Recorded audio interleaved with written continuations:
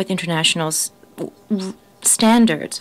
On the territory where the flight is being carried out, the state must provide aviation information necessary for ensuring the security of aviation information or relations. International law plans for the possibility of a timely closure by the state of areas that are difficult for or dangerous for flights. It would seem that there would need to be investigation not only of the disaster, but also the extent to which the Ukrainian aviation authorities carried out their obligations and used rights necessary and did everything necessary so as to ensure that the military campaign of Kiev would prevent disasters from occurring. Today, Kiev declared a full closure of the airspace for the conducting of the so-called anti-terrorist operation. Why couldn't this have been done earlier, not waiting for hundreds of victims to be incurred? Sir, during our last meeting on Ukraine, some Western colleagues of the Council talked about the restraint of the Kiev authorities in the use of force. Well, here's that restraint now. During Donetsk and Lugansk, there's been storming by aviation, artillery, tanks, as well as volley fire and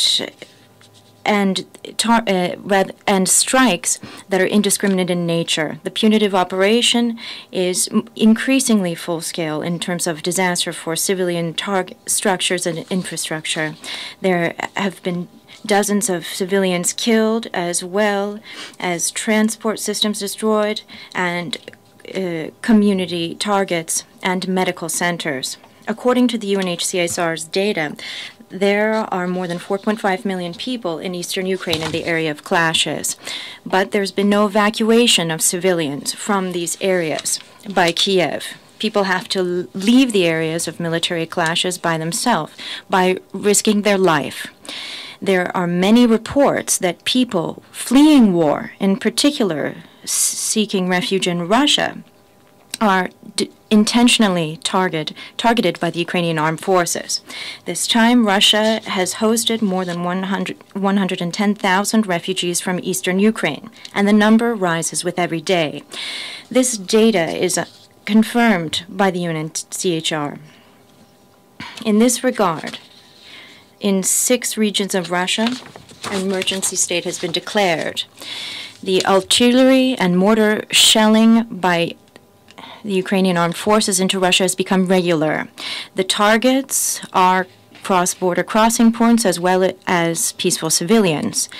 There are killed and wounded amongst our civilians. We are seeing these provocations as aggressive acts from the Ukraine side with respect to the sovereign Russian territory and citizens of the Russian Federation.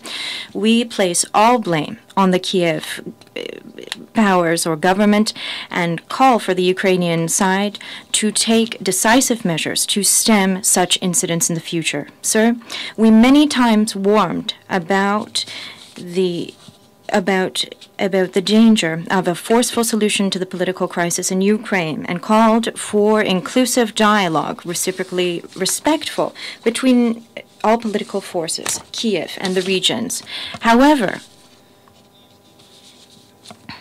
at a crossroads moment, Kiev chose the wrong path, and their Western colleagues supported them. And of course, I'm talking about the U.S. here. They actually pushed them to escalate the crisis.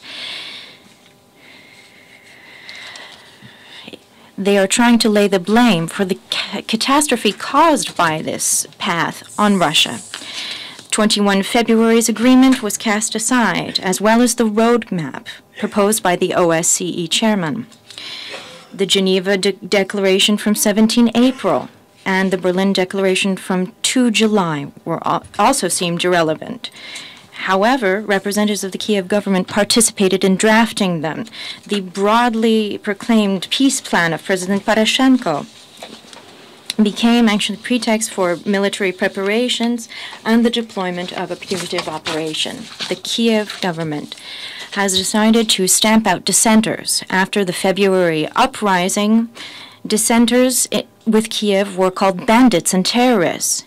And then some sort of insects or non-humans Is it fortuitous that on Channel 5 of the Ukrainian television under Mr. Poroshenko, there was a commercial shown stamping out insects against the backdrop of a map of eastern Ukraine?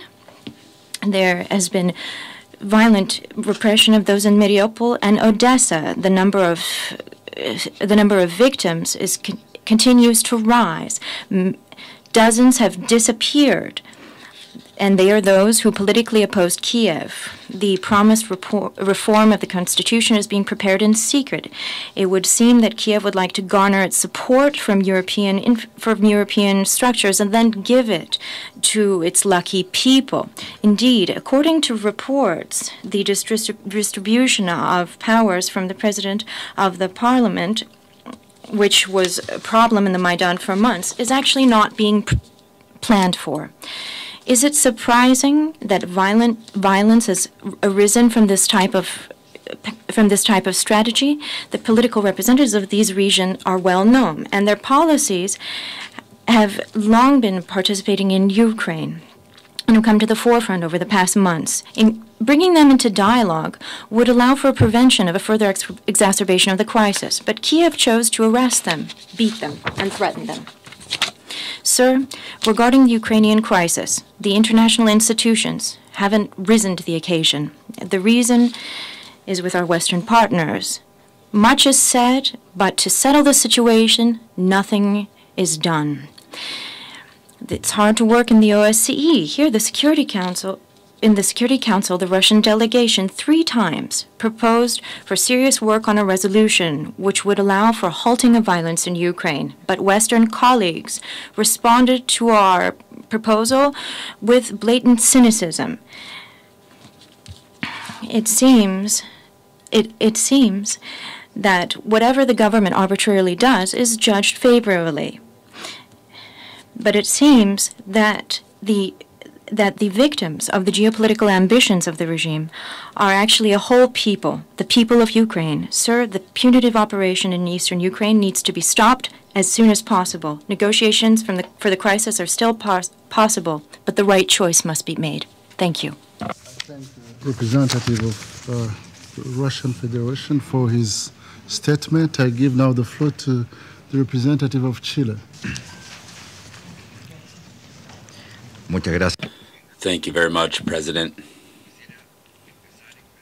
I would like to begin by expressing, on behalf of my country, our indignation in the wake of the attack yesterday in which MH17, a Malaysian Airlines